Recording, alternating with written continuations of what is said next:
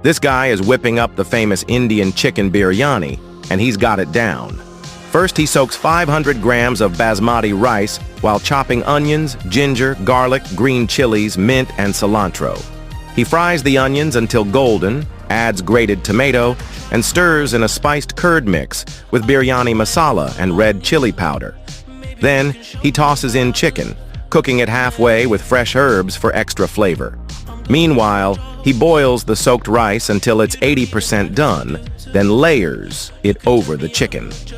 With a sprinkle of mint and cilantro, he seals the pot with a cloth-wrapped lid.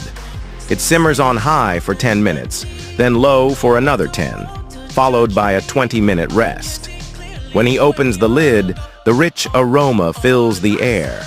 Perfectly cooked, flavorful chicken biryani ready to serve.